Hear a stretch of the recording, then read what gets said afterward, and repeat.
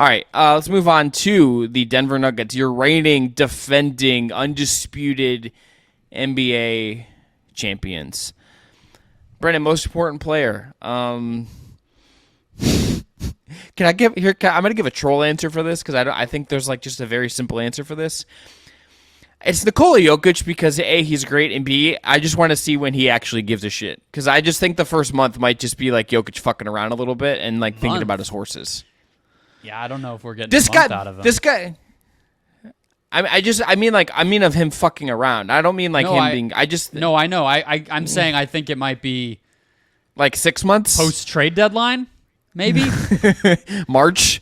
When does horse season end in Serbia? Like, I don't know. We need to like really get a breakdown of this. Jokic is obviously the bellwether of this team in so many ways. He's the structure of this entire team.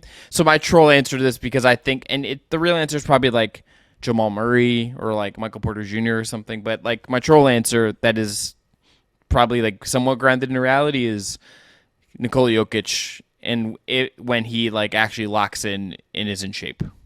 Well, of course he's the most important player on the team, right? I think that is the answer, because this team is... What are the Nuggets without Jokic? Like a lottery. They're a lottery. They're a lottery team. They're a lottery team. That you're gonna... Yeah. I feel like you think you're talking like you're gonna get Nuggets fans on your side with that, and I think that's actually disrespectful to the rest of the team. Okay, no, a play-in team? Like if you put a league average center in for Jokic and you have to rebuild the whole entire system? Yeah, let's say it's like Ivica Zubac is their center. They're like a play-in team. The whole system is also different. They can't play this way with anybody else. Like Jokic amplifies everything to where like I think if you removed him or you get a lesser version of him, it just the product isn't going to be as good. Like Jamal Murray wouldn't be as good without Nikola Jokic. Like that partnership has benefited Murray in a really good way, and he should get credit for playing into that, because there's other guards who wouldn't have wanted to play like Murray has played. Do you buy that Jokic is at the point in his career, because we're going to talk about the guy we'll be talking about at the end of the season next. I imagine we'll have some list of young players that they're going to rely on to take a step forward. Do you buy that Jokic is at the point in his career where he is now like Steve Nash or LeBron James, that you really can just plug those types in and they'll just be good because they get to play with that guy? Yes. He's there. He's been there. But like last year was like, let's just officially just mark this as such. You have nothing to say about the best player in the NBA, Chris. You get a softball to say the most important player on the defending champions, and you're like, yeah, the horses. Okay, but the horses thing, because every clip I've seen is from the preseason. Praises. You could talk about all the great things he's going to do. Okay, let's take this back to a place of Calvin Booth, who gave this interview that he then got mad about things he said, whatever. Mm-hmm. The thing that I think has crystallized correctly with the player that he has that I don't think would be possible with Joel Embiid. It's not always been possible with LeBron, frankly. It's not possible with KD in the way that I think we're talking about here. It's not possible with lots of really great players that we've seen in the history of the league. I believe in Nikola Jokic so much in the way he wants to play and what he actually cares about, that you have to find the right guys. Pick a young guy, but it was Christian Brown last year, or it's bringing in KCP, or it's giving Michael Porter Jr. like a pretty clear, definitive role that I think has been good for him. And I think aiding Jamal Murray. This is someone whose whole goal in basketball is not to score the most points. It is not to make all this other stuff just happen. It is about amplifying everything else around you and amplifying what your team is and amplifying every single other person's strengths on the court. It also fits in well with this era of basketball where you want shooting, you want movement, you want spacing. Jokic makes this all insanely possible in a way that there's very few players ever that have ever gotten to like this, particularly from that position. And for them, I believe he's at that Nash LeBron kind of thing, because they're gonna bank on young guys that we haven't seen prove a lot. They did it last year, they're gonna do it again, to come in and just be competent and be quality NBA players, and that's because of Jokic. If again, the Sixers aren't trying to do this. They aren't like getting like a couple like rookies and prioritizing future first to draft young guys they think are going to fit. They're not, doing things with finding the right veterans and sliding them in. They're like going star hunting. The Nuggets are like, F that. Yes, it's also a market thing probably, but they're saying we have Jokic. Jokic makes the world go around. Jokic makes all of this possible. He is one of one in the league right now in terms of being able to build a roster this way. And it's like having Patrick Mahomes, frankly. Like That's a better comp. The Nuggets, like, wings and role players are the NBA version of like the Chiefs wide receiver room. Matt Moore, if you happen to listen to this, tell me if that's insane or not, because that man is a psycho Chiefs, and that's Chiefs fan. I don't want to say psycho and covers the Nuggets. So like I feel like Matt, if anyone can tell me if that's valid or not, it's Matt Moore. Don't think Matt listens to our podcast, but would love if he did. I think yeah. I think Denver fans, I was going to say Matt is a good example, but he's unique. Most Denver fans would probably be like, get that man's name out of your fucking mouth. Don't say Jokic and Mahomes in the same sentence as he clobbers the Broncos each and every year. But yeah, I think that was the poetry that Nikola Jokic deserves, Chris. I know that he tries his hardest to make us not be poetic about him by pretending to not care about basketball or anything, but we can go quickly to my other one. I just want to say, to add to your point on Jokic, to me what kind of helped me see it or prove it is the way that KCP integrated into that team last year. Because it's not just that he helped them win, played well, became a stalwart that they're probably going to keep for years and years to come. It's that all these little tricks and intricacies of their two-man game together and their relationship on the court just clicked into place out of nowhere. It's not just that like KCP got a bunch of spot-up threes. It's that all of a sudden he's coming off of dribble handoffs with Jokic. He's cutting. He's pinging the ball to the right place. And that type of like infectiousness that playing with Jokic brings you. And KCP's a good player. Proven in a bunch of different settings. High usage in Detroit, lower usage champion in LA, and then out to Denver and adjusted once again. It's not against him. It's just if Jokic can do it with that guy in 1 year, then I think that if I'm Calvin Booth, that's what gives me the confidence to just say, yeah, come one, come all. Jokic will make you 15% better. I had Jamal Murray, and we can just go through him quickly. I just think this might finally kind of be the regular season for him where it really hits. All-star season incoming, I think, is very possible. Well, I didn't want to go there because we're doing a unlikely but possible prediction thing with our guest next Monday. That may or may not be on my list for that, but I have 47. He had 47, 40, 93 shooting splits in the playoffs last year. 7.1 assists per game, which was almost a full assist more than he had in the regular season. And just, look, I mean, had some of the most incredible individual postseason moments of anybody who played last year. He had a 40-point game, a multiple stretches of 30-plus consecutively, and just felt like late in games, he was absolutely on par with any of the guys that they were going up against to just create an incredibly difficult one-on-one bucket. And I think like he's 15th on the Ringer's top 100 list. Maybe that kind of tone is starting to change now that he's done it at the highest levels and all the stuff we say guys have to do. But I think this is the regular season where that kind of finally starts to click into place. Who do you have for the guy we're going to be talking about at the end of the season? I went with the guy that is, I think, from my reading of Denver media and our friend Ana Mares and other people in that space, that the name that has come up, I feel like more than anybody else, is Julian Strawweather, who's just a rookie for them. But they're talking about him like he's like a third-year pro. Mm-hmm. And like I think he's going to play, and I think like someone from him and the Hunter Tyson group is going to really pop. And I think Strawweather comes from Gonzaga. He's a really good shooter. I think this is someone who is going to get real minutes for them and be just like a, hey, you know how like they just like got Christian Brown and like he really worked for us and could play big minutes for us?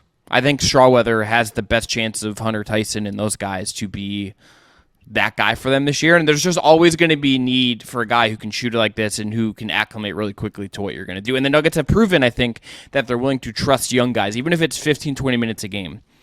They are willing to give young guys, admittedly a guy who was a little bit older coming into the league, the chance. And I think that is, they'll give them the me, chance, although I do think it'll be an interesting year because Mike Malone is pretty prickly. Like, I think Nuggets people were pretty surprised when Christian Brown became part of the playoff rotation. But this year they kind of have to do it. Right, but to Calvin Booth's credit, what they do with the roster is kind of it's why I think it's good not to have your coaches making personnel decisions, because you can take some of these decisions out of your coach's hands by just giving him, hey, this is your 15. This is your 14, 15 guys. You just gotta like play the young guys because that's what we're gonna give you. And I think Strawweather, of the ones, just feels like a good, like he feels like a long-term like KCP replacement in some ways. Sure. And he feels just like a guy who's going to light it up from three and fit really well with Jokic. So that's my answer. I think you got another E in there. I think it's just Strawther. Strawther, I think you're correct. I think I just am bad at reading, apparently, on a Sunday. I've never heard it said, but it is Strawther. I want to do our man justice. I put in extra E in my notes. I put an extra in my notes, and I'm looking at headlines from The Athletic and the Spokesman Review and all that stuff. So, yeah, it's Julian Strawther. I apologize to the case for him being the KCP replacement is a good call. I think I kind of just want to list off his point totals since Summer League into the preseason. 15 points, 7 points. And then to close out preseason, he had 21, 23, and 25, all with 3 or more made threes and 6 or more free throw attempts.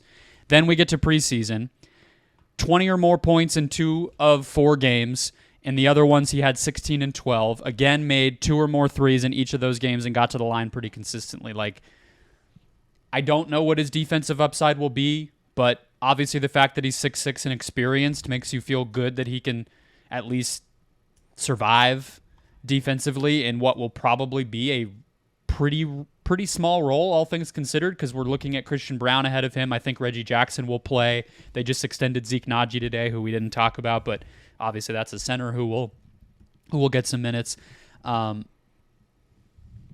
think if all you're asking him to do is not kill your defense and make open shots and be aggressive, I think they found their guy. Coming out of Summer League, I actually thought it might be Hunter Tyson, because it just felt like with the Vlatko Čančar injury, the loss of Bruce Brown, it just seemed like kind of size and physicality was more of what they were going to need. But I think you just roll with who's playing well and you make it work. And they obviously have other options for size, including Gordon and Porter Jr. and everything. So I think this is the guy. I think he'll be the one who slots in, and we'll see what happens. It also might just be Tyson. It just could be Tyson. Sure. I think the beauty of this is that it's like Brendon, the answer could just be Christian Brown is like much better in year 2. Like that could just be the answer. Yeah, but they need bodies. Like they need rotation players. Yes. You know. Yes, I mean, there's not even like Jeff Green they can turn to this year, which would be another case that there's just room here because he went and got the bag from the Houston Rockets. The other one I would throw out just because, well, mine was Strawther, but the other one I would throw out because I think it's another possibility, and he's not a rookie, is Peyton Watson. Unfortunately, his preseason has not gone great, at least in terms of shot making, and that's if they can make it work where he can just impact the game defensively and they can spoon feed him and make life easy for him offensively, so be it. He's another guy, like to your point with Hunter Tyson, I could easily, he will probably play at various points throughout the year. But if you're talking about who gets that Christian Brown spot this year and suddenly is making an impact in the postseason for the Nuggets as they try to chase a title and earn Mike Malone's trust and all that, I wish I felt better about Peyton Watson, but I just don't think I can fully sit here and make the case that that's going to happen. We'll just have to kind of monitor it throughout the season, but it's cool. I like to your Patrick Mahomes comp, I like those seasons for quarterbacks in football, and I like it in basketball where it's just, hey, we're great, and we're just going to see what else we can kind of tweeze out of this. And every time you turn on a Nuggets game this year, it'll just be, oh, this one popped today, or wow, this guy's had like a great month, awesome, and then by April it's like, all right, which of them's in the 8, and then it'll be kind of cool to see how they just kind of make it work, because I don't think it's going to be Reggie Jackson, Justin Holiday, DeAndre Jordan. Like, the vets are there, but it's going to be the young guys who power them wherever they're going. They're there to give you like a body in case the young guys just don't work. Mm-hmm.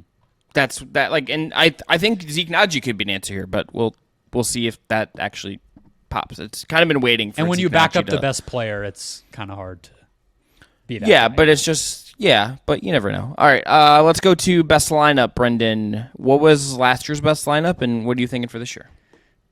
I didn't look up last year's best lineup because I kind of figured I knew what last year's best lineup was, and I also think you kind of have to be crazy to think it's going to be anything different this year. It's going to be the starters. It's going to be the guys who played a shit ton of minutes last year, who were on the court for nearly all of every game in the playoffs, and are, as far as I can tell until proven otherwise, unstoppable, which is Jamal Murray, Kentavious Caldwell-Pope, Michael Porter Jr., Aaron Gordon, and Nikola Jokic. I mean, is there a case for anything else? No, that's the 5. We can just give some stats about that lineup because it's pretty filthy. I'm trying to pull up Kleen in the glasses, and I'm having some issues right now. You having the year switch load problem? Yeah, but then I'm like, They gotta and get then that like together. You switch. It's They're like, on the season that hasn't started is the default. You switch to the new last year, and it's impossible to get it to pull up. But maybe it's a good opportunity with the lineup thing to just talk about. I mean, so that lineup was plus 12.7 per 100 possessions in 1,500 possessions last year. They had a 125 offensive rating. I can't see the offensive rating. It was 112. The offensive rating is just that's ridiculous. Like that is like a base level lineup and not just like a one-off kind of thing that really pops. Considering the league average offense is 107.7 per 100 last year, and the best offense in the league last year was 117.1. That was Boston's overall offensive net rating. Denver, by comparison, was 112.8. The fact that their starters are scoring at that clip, at that volume, that's outrageous. Denver's offense also, just while we're on the topic, got better from the regular season to the playoffs. Got more efficient, got better in the half court, all those things that never happened, that shouldn't be possible. The Nuggets were like, no, actually it is for us. I was just going to shout out while we're talking about the lineup, like the one guy we haven't necessarily hit on who could take a step forward, which is Michael Porter Jr. I think if the health continues to trend in the right direction, that guy is not a finished product. And if we're talking about him standing out in bench lineups more, him maybe taking some of the load even more off of Jokic as a scorer, or getting to the basket and free throw line more and more as he feels better physically, all these things that I think are still untapped for him. And he's a much better defensive player than I think reputation would tell you. So yes, I think most basketball fans know that by now, but maybe they don't. And I think he'll even take another leap this year. So he's probably the guy to hit, but it's just hard for me to, who are you taking out to say that somebody else would make the lineup better? I don't think that's going to happen. So it's just easy. This is not abnormal in terms of Jokic off, but Porter on, no Jokic. 831 possessions in total. Biggest one was 59, so not a ton of continuity there. Outscored on average by 7.5 per 100. Scored 111.3 per 100.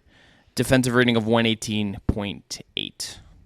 And there's a big debate, I think, among Nuggets people right now as far as, like, do you try to stagger Murray and Jokic more in order to make up for the youth in some of the backup reserve lineups? Or do you keep them tied together and just hope you win those minutes by a lot and the other stuff can figure itself out? And I think MPJ being a rising tide for some of those lineups, at least as a scorer and creator, would go a long way to maybe you don't have to mess so much with what's worked in the past just to make those young guys feel comfortable. So it matters kind of big picture for them too if he does continue to take a step forward. Best case, back-to-back NBA champions. Yep. Back to back. That's it. It's there for them. If you had asked me to pick today, I guess I said this before, it's either them or Milwaukee for me as of right now. Is who I would go with. If you were me full prediction. And the Nuggets were in your conference, how upset would that make you?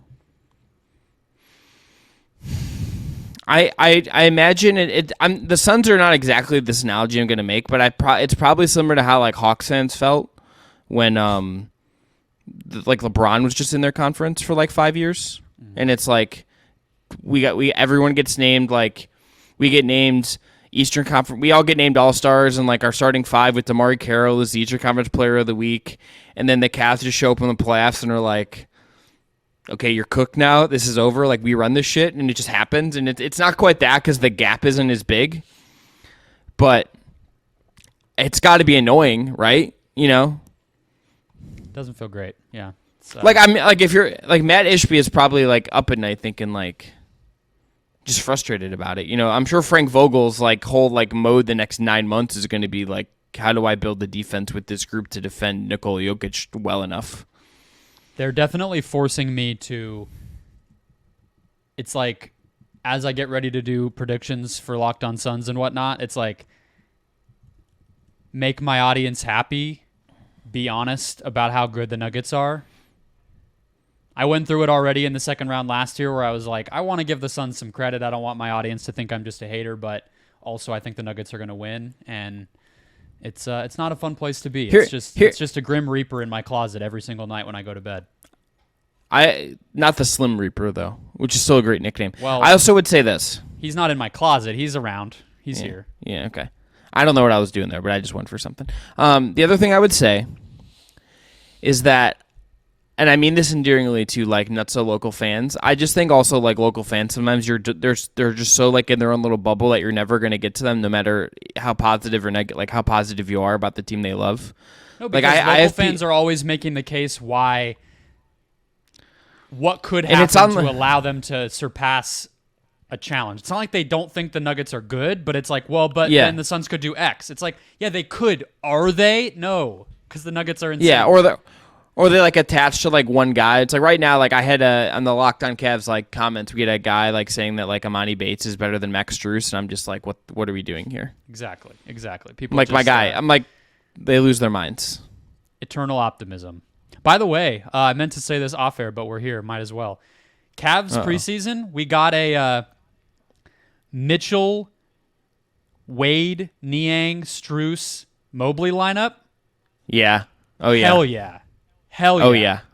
Oh yeah. I loved it. That's some really good stuff. And the thing I love about it, to keep making quarterback comparisons, is it's giving Mitchell like easy read. It's like he's a play action quarterback who like designed things so he knows where to go with the football. It's just he knows where to go with the basketball and he needs to take a pass. It's not complicated for him. Because everybody can shoot, and then you have one freak athlete in the middle. Yeah, I was hyped about that when I saw it.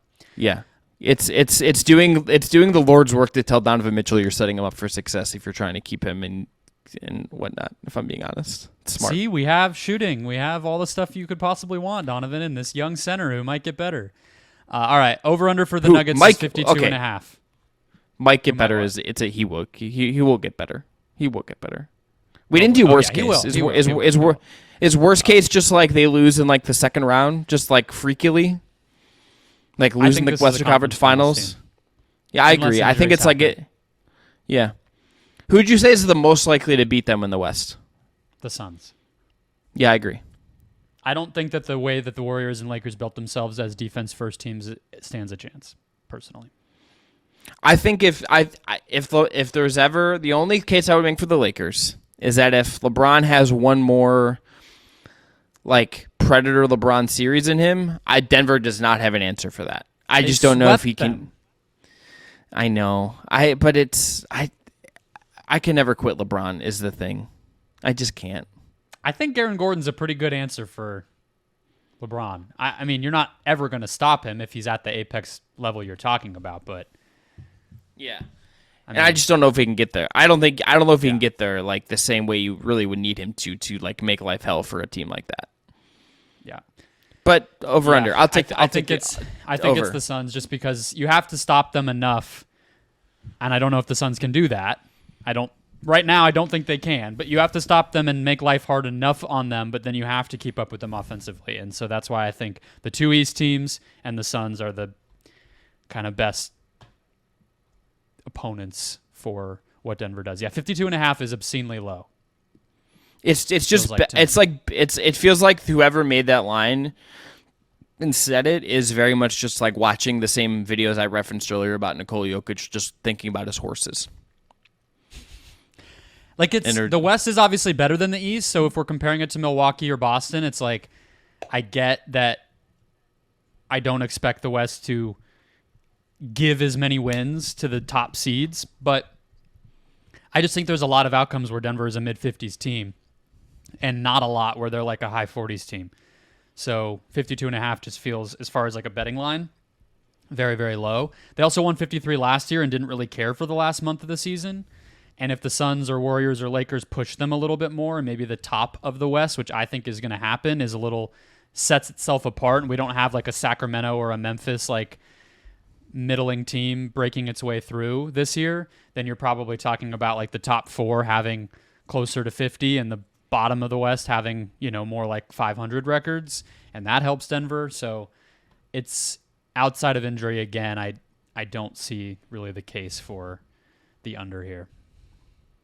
I agree. Brendon, I've kind of answered this. Who are your like two, if you had to, we're going to do again predictions next week, be on the record, but right now, who are your like early favorite from each conference? I said Milwaukee and Denver. Are you on the same page, or are you Boston and Denver? Yeah, that's where I am. The more I think about it, we'll talk about Boston on the next show. Pretty big experiment going on over there. A lot to see click into place before I'm willing to say that it's them.